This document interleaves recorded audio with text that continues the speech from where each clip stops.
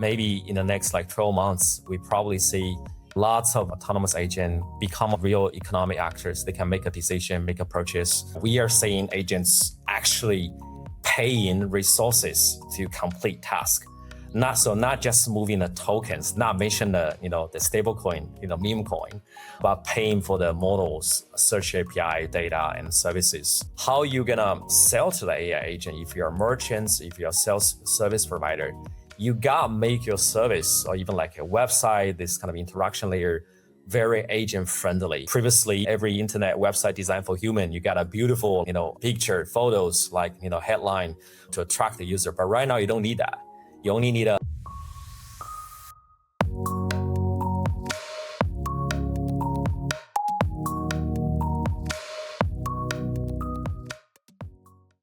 This episode is brought to you by Nexo.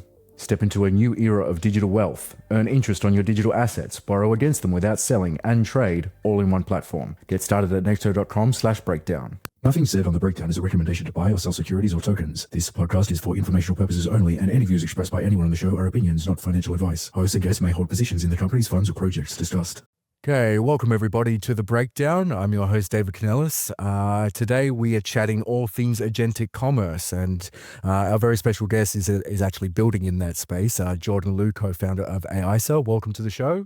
Thank you very much, Davey. Thanks for having me. Hi, everyone.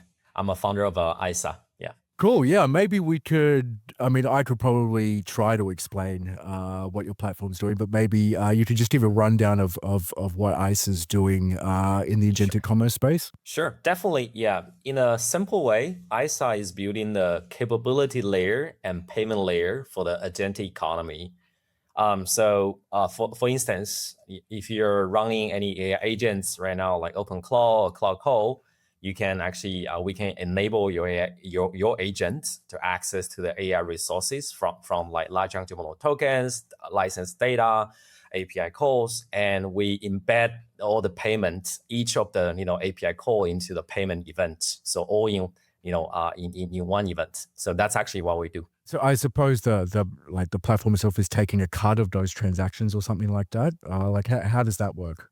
True. Yeah. So from the payment layer, we have, we're supposed to, just like Visa, right? You have this kind of transaction fee. And on top of that, because we also aggregate all the resources an AI agent need to complete a certain task. So there's a take rates on top of that. Okay, cool. So I suppose a good place to start, like the news this morning, in between the time that I recorded the monologue portion of the show and today, it was only a few days, but then all of a sudden there's been a big, I don't want to call it a shakeup, but there's like a repositioning of the governance of the X402 Foundation to come under the stewardship of the Linux Foundation. And I'll just read through, because originally the X40 Foundation, it was launched by Coinbase, and then they kind of brought Cloudflare into the fold. But then all of a sudden there's the Linux Foundation. Now in the release, there's also Stripe, with initial intent and support being expressed by, it's a long list. There's Adyen, Amazon Web Services, American Express, Ampersand.ai, Base, Circle, Coinbase, Fiserv, Google, KakaoPay, MasterCard, Microsoft, Shopify, Solana Foundation, Stripe, a bunch of others. I wonder your take, because I think when we chat a little bit before the show, but you've been building in the space for over a year, so that might have even predated the X402 Foundation. I'm not even sure, but now we're at the other side. So I'm wondering your take on what this means for agentic commerce in general. We are lucky to be one of the pioneer into the X42 ecosystem, and we are so happy to see the family grow. And we are real actually builder on top of the X42. We were one of the largest X42 builder in terms of top seller and top server. Overall, we have transacted over 20 million microtransaction. It's all production usage. I can explain more later. That's actually, we have been building on X42. So if we come back to the agentic commerce perspective, there's definitely a very broad subject, a broad topic, but for we can divide into actually two main category. One, we call it human-centric transaction, the commerce. We're talking about the e-commerce. Like, your agent, if you like go to ChatGPT, ask them to recommend you to a pair of sneakers, there's like, a flight ticket, something like that. That's actually we call human-centric transaction, where usually it's large check size, like $10 for a cup of coffee, $100,000 for flight, right? Then what we see actually the AI native use cases is this kind of agent-centric, AI native, transaction. We are talking about one API call for large language model inference token, or API, or data API. So we are talking about this kind of micro transaction, 1 cent, a fraction of a penny.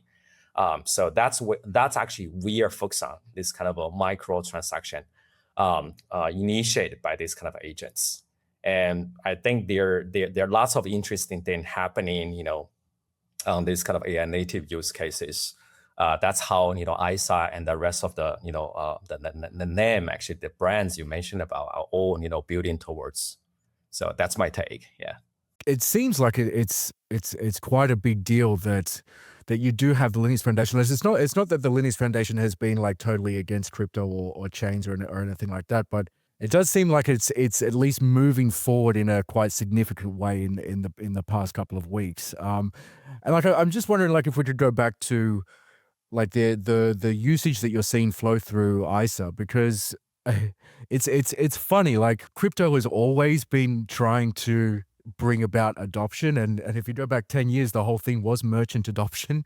And what I find really cool about the AI meta in general is that it's kind of rebooted the whole thing, because you, on one hand, you need to inspire at least like agent developers to bake the on-chain payments within their own agents. So you're actually trying to inspire developers to adopt X402 and maybe MPPP, but also you have to get merchants themselves to accept stablecoin payments and everything like that. So we're almost back to 2015 when we're trying to get everybody to start using this stuff in commerce.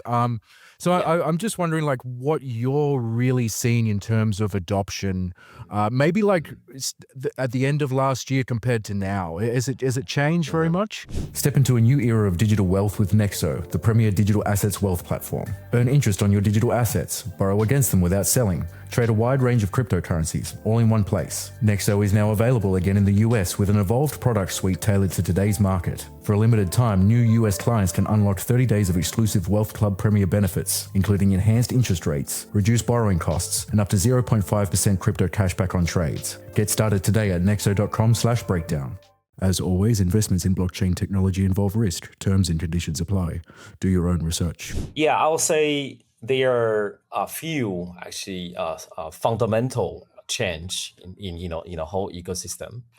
I'll say number one, the main compared to even a few months ago, the agent ecosystem itself actually changed, dramatically, right? We see how OpenClaw changed everyone's definition of our agents, right? Even before that, we have to use like ChatGPT or even other like cloud to as a a managed hosted kind of a solution platform to chat. And now with the OpenClaw, everyone can has their own like self-hosted agent, and they can consistently work with this kind of heartbeat scheme, right? So I think that's one of the biggest change from the agent ecosystem. Another thing I have to say, because we are talking about agentic payments, the payment currency itself, definitely will be the stablecoin. For the agentic transaction. We see starting from Circle, going IPO. Everybody saying the real adoption for the real of the stablecoin into the real commerce, the real world, all the adoption of the stablecoin. So I think that's the main, and the infra itself, right? With the many different chains being launched, and the transaction costs per every transfer become cheaper and cheaper. So I think with the infra, with the agent ecosystem itself, Now, at this time, we are talking when we are discuss the agent payments is totally different from the world of, like even 1 quarter ago, end of last year. So I think that's the main change from what we view. Yeah. Yeah, and I'm curious your take about this, because we're always trying to like classify usage to like try and find what the real usage is. And I mean, I just jumping off the agenda thing, more broadly, like this conversation about meme coins, and I know this is even a year ago that it was relevant, but a lot of it was like, well, yeah, chains are seeing a lot of adoption, but a lot of it is meme coin speculation, and is that even useful? And it's like, well, meme coins are actually kind of like the perfect stress test for these systems. So, in lieu of like real quote unquote real trading, it's okay to have pure speculation on meme coins. But then like because like AI and vibe coding has come around, I no longer really am starting to see a difference between users, like real users and developer use cases, because when I look at people discussing the volume on X402, that it's just developers testing things, and it's like, well, actually users are developers now because they can vibe code, and if you're building agentic systems, then you might be a user, but you're a user developer.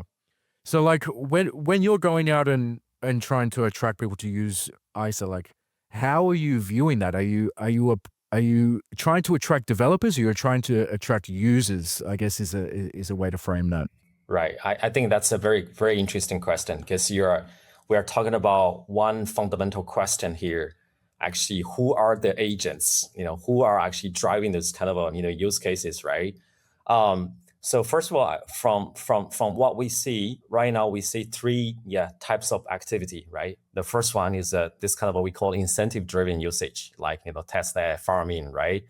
Proof of concepts. That's the real activity, but they are not real demands. And secondly, you also mentioned about this kind of experimental usage, right? The developer, wiring agent to pay for API, testing workflow, trying out this kind of X42 or similar primitives, right? But the third category, which is the most important one, is the production usage. And that we say from AIsa perspective, actually, that's already happening. And we are seeing agents actually paying resources to complete tasks. Not just moving the tokens, not mention the stablecoin, meme coin, but paying for the models, search API data and services. So I think that's the key distinction, is that the real use case is not just this kind of moving the tokens on blockchain. It's the agent paying for the resources to get the work done. And our definition of the agents, actually, we have two kinds of agents right now. We have this kind of individual agents like OpenCloud. If you're using any of them, they can directly come to AIsa platform to immediately sign up, get an API key, and access all the resources they need. And same time, we also serve those kind of enterprise agents, the developer driven agents. They can be like a financial research agent, news aggregate agents, like HR agents, language learning, agents. They all come to our platform to access to the resources. So from our, the use cases on our platform, we are targeting the real developer or the developer developed, AI agents. So that's actually what we see right now. Yeah, cool. It's interesting, and it's like I can only come at this from like trying to understand the economies of scale of this, because if AIsa is focusing on the pure agentic side of it rather than the e-commerce side of it, then they are going to be quite small transactions, like literally microtransactions. So it's like how are you viewing growth in that context? Because I mean, it's you need to have a ton of volume in order to really bring in a lot of revenue. So when you're looking at, well, what is the most important metric to watch to know that the actual market is growing in a way that can be tapped? I mean, because and what everyone comes to is this, well, is the growth of unique sellers is the most important. So which merchants or which API providers are actually selling to agents? Is there more to it than that? Like, how do you view that? So in terms of, let's put it this way. Moving forward, actually, there are two kind of economic actors. Humans being the legendary kind of economic actors, and our agents or autonomous agent next stage will be the economic actors. So what they consume, like the basic one will be the large language model inference tokens, being their electricity and water. That's a commodity they are going to consume for every single task. And then when agents become more capable, they need to access to all the resources. We have been mentioned data, search API, even SaaS tools. They are going to be unbundled into from like subscription based $20, $100 per seat into every single API call or function call. Let's say if my agent sales agent want to access to the dashboard for the last 30 days, previously I probably go to Hotspot or Salesforce and I pay $100 per seat per month. But not right now, I only pay like 50 cents for that one simple API function call and get me the dashboard for the last 30 days, my sales report. That's it, because SaaS is very much like a database plus the UI, right? So every single, we say this kind of a digital resources will be unbundled into this kind of pay per use if we are talking about the AI, the agent become the economic actors, which they are becoming already. So they're going to be the human-centric, activity, e-commerce, physical goods, and they are digital goods for AI agents. Yeah. So I would say that will be unpaired in a future. Yeah, it does seem inevitable. It makes it's very intuitive that would be the case. And like I'm wondering, like I'm sure that you speak with developers and people actually coding agents, and you're probably using them too. So like I'm wondering, like how how easy is it for agents to, or even developers to trust agents to be able to handle like crypto at scale? I guess is the question, because I mean on one hand I can see how agents would actually make using crypto much easier because there's no like fat-fingered mistakes and everything like that. But also it's all on chain, so you can't exactly roll it back. So I'm wondering, like, how are developers seeing that in real time, and is that like a problem for you? Like, how have you dealt with that as a company? The key things actually for developer or it's their agents to handle a wallet, either a fiat wallet, a credit card, virtual credit card, or crypto wallet, as you mentioned, is to have a guardrails. You have the spending control. And well, definitely you need to have this kind of a KYC, or now it's KYA, know your agents, that's kind of identity layer. Then you got to have this kind of a spending control. You can easily, actually to set up, what's your daily budget and which kind of a service category you can consume, and in what kind of a specific workflow or limit you would come back to the human in the loop process to get approval before you can proceed. So that's exactly what we have been designing a whole kind of a process. And in terms of how actually they can go to any like service provider to access to the resources, now there is a very important concept that how you gonna sell to the AI agent. If you're merchants, if you're a sales service provider, you gotta make your service or even like a website, this kind of interaction layer, very agent friendly. Being specifically before you have previously every internet website designed for human, you got a beautiful picture, photos, headline to attract the user. But right now you don't need that. You only need a very markdown file, machine readable, very structured description, what my service is about, what's my service level agreement, latency, price, and everything in that kind of a structured format.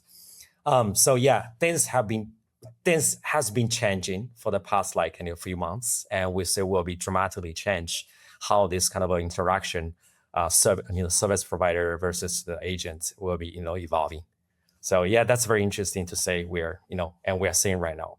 Let's take a moment to talk about Nexo. Nexo delivers a premier digital assets wealth platform designed to help clients build, manage, and preserve their wealth, earn interest on your digital assets, access crypto-backed credit without selling your holdings, trade with advanced tools, all supported by 24/7 client care. Now back in the US, Nexo offers new clients 30 days of exclusive Wealth Club Premier access. That means enhanced interest rates, reduced borrowing costs, and up to 0.5% crypto cashback on trades. Benefits typically reserved for Wealth Club members and private clients. Nexo is also expanding its global presence, becoming the official crypto partner of Tennis Australia, the organisation behind the Australian Open, and the digital asset partner of the Audi Revolut Formula One team. If you're ready to approach digital assets with a more structured wealth strategy, visit nexo.com/breakdown to get started.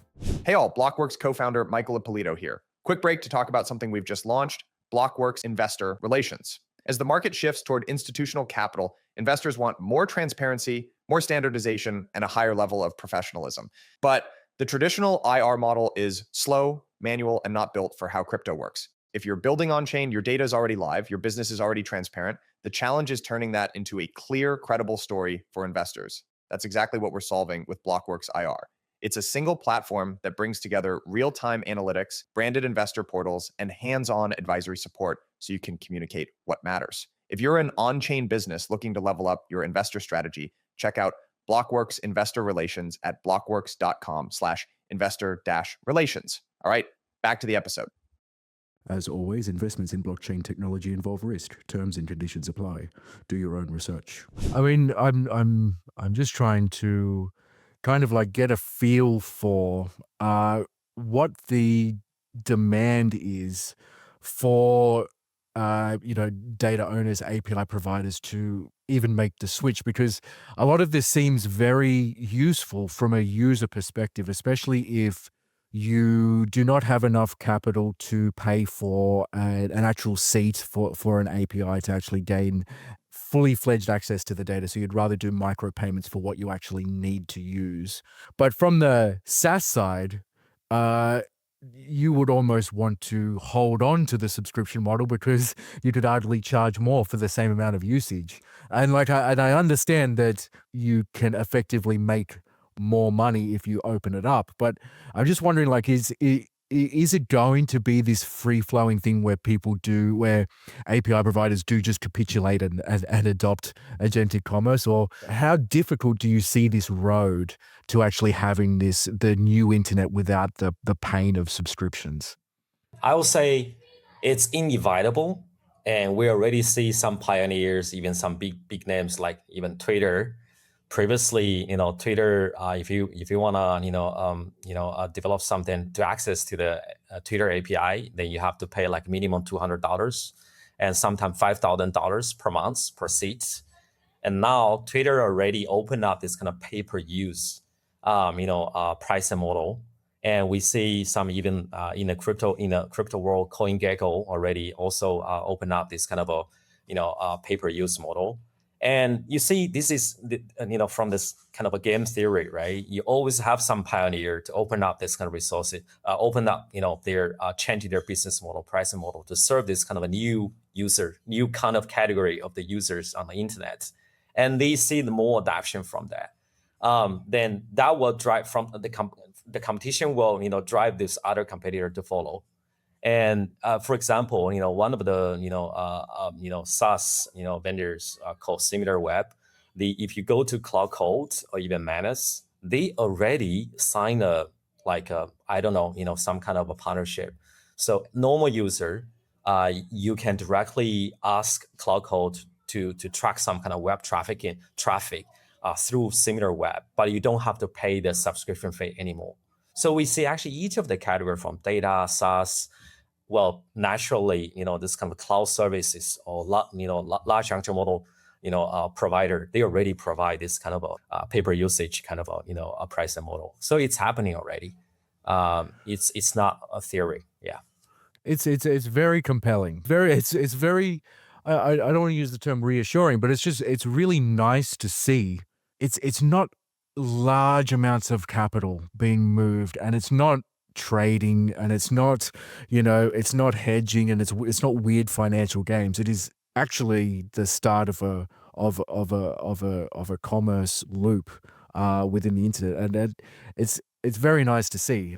So I'm wondering, like, how you view this divide between X402 and MPP and Stripe and Tempo. Because when Tempo came out with MPP, everyone there was immediately a lot of reaction that this is much more useful and simpler than X402. But you're building with X402 every Yeah. single day, so I'm curious your Yeah. take on really the differences between the two. Yeah, got it. So yeah, we are not just building on X42, we're also building on MPP right now, and here is why. I guess the first question people when talking about X42 MPP is, they will ask, are they competing? So from actually our view, we don't think they are competing. I think they are different layers of the same stack. So yeah, we tend to think about agentic payments in like 3 layers.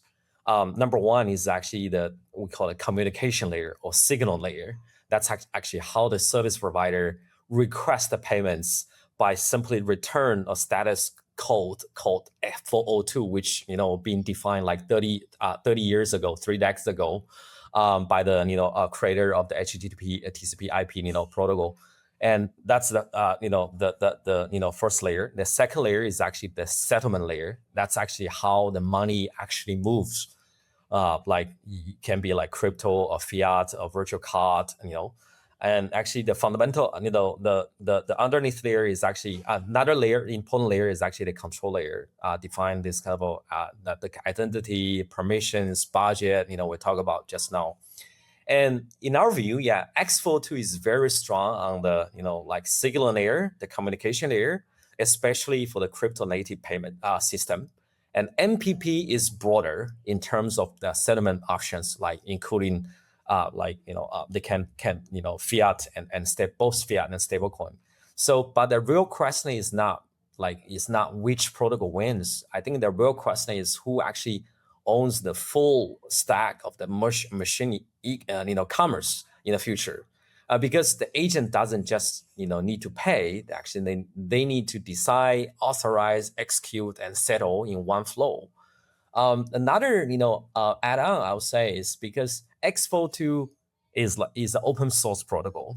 You already say many small many brands, a company or a startup, actually big or small, they already join this ecosystem to build, and we are honored to be one of their early ecosystem builders as well.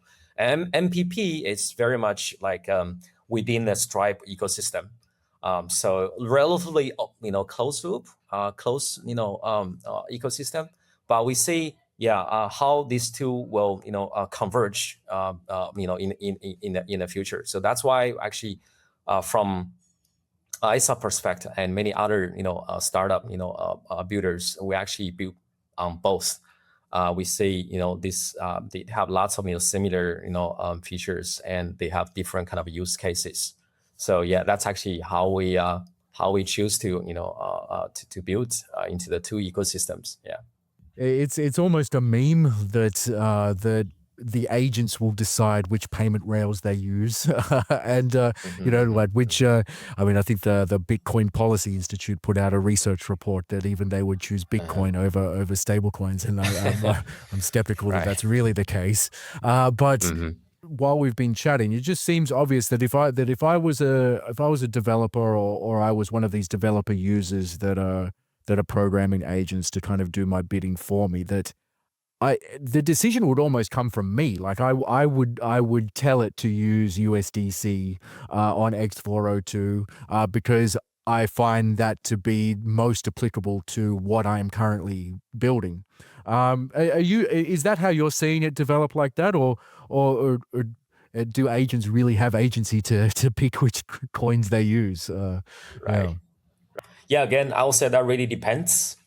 But we think about this way: if every single decision needs to be done by human, the agent will lose lots of capability to to perform. So I'll say from some kind of a decision, like what kind of a USDC, what kind of currency stablecoin I'm gonna use on which chain. Yeah, probably the owner will decide, because based on what kind of a stablecoin in their wallet, right?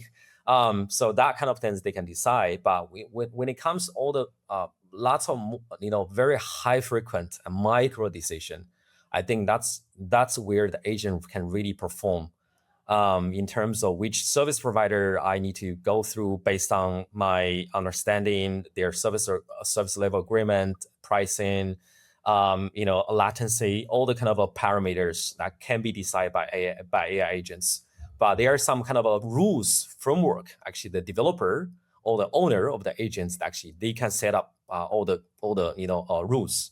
So that's actually how we say this kind of a decision flow will evolve in terms of how human and work with their agents. But when AI agent really become autonomous, I think that's going to be much more interesting topic, right?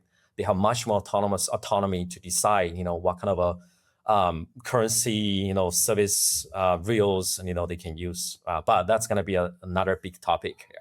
Yeah, it seems like maybe, like, if I had to guess, we're like 8 or 9 months out from that kind of thing happening. Do you share that view on that kind of timeline, or are we looking at even 3-4 years before we have like proper like autonomous agents that people trust to be able to handle their not even their personal crypto, but the crypto of their business that they're trying to grow by using agents too? Like, what's your timeline?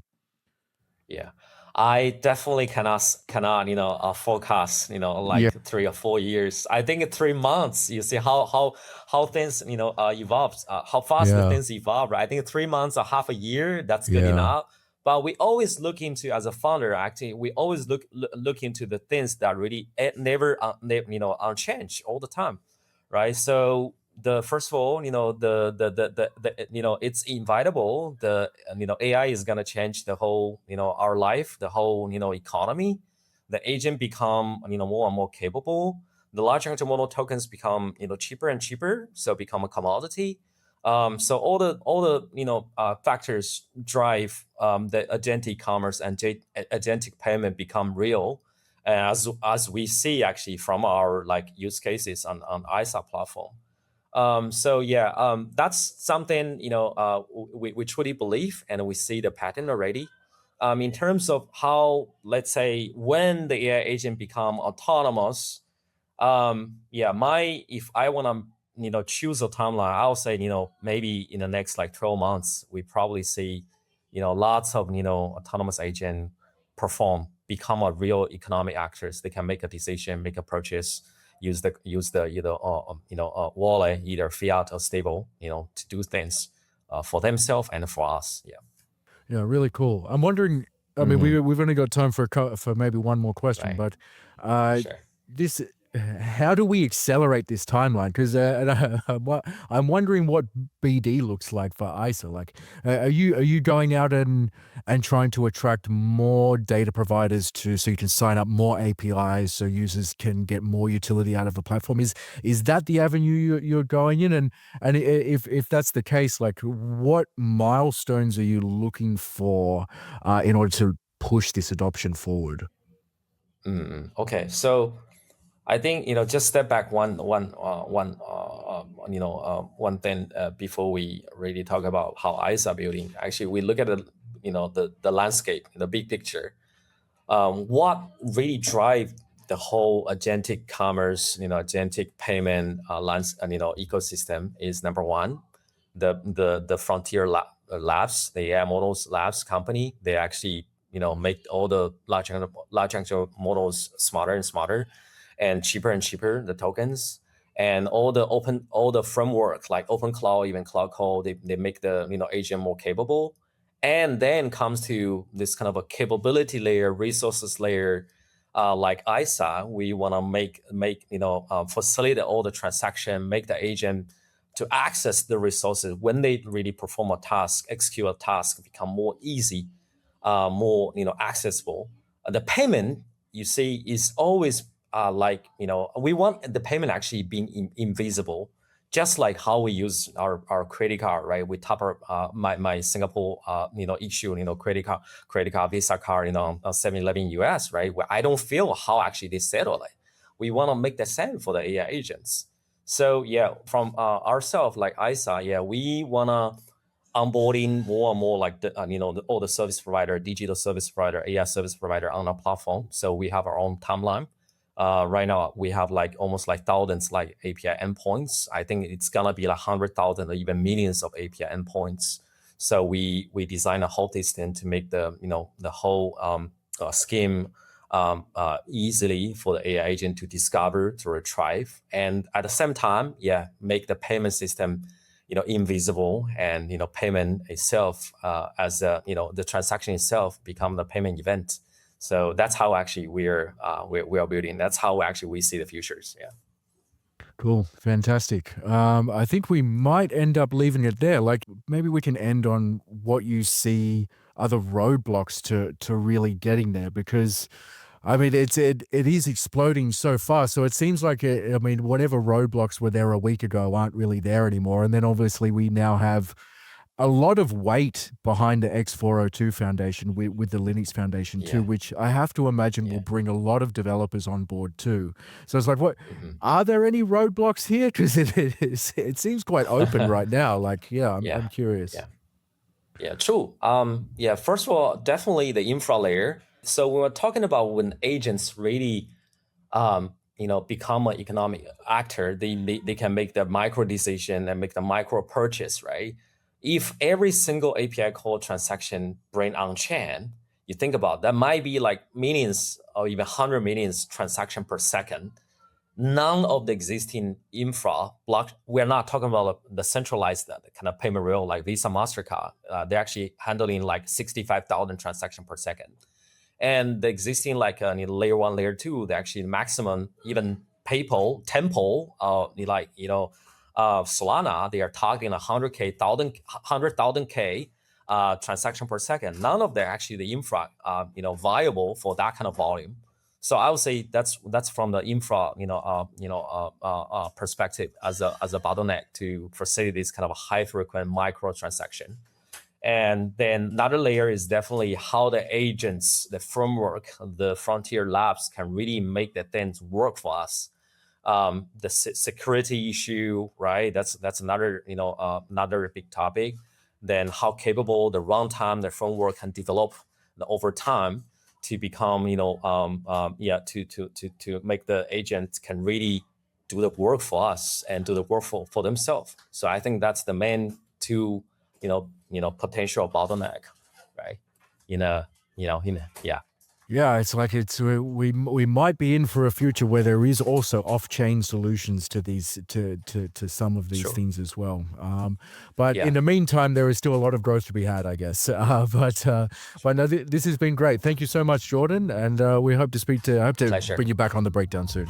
Cool. Thank you so much. Right. Thank you very much, Davey. Right. Bye. Have a good one.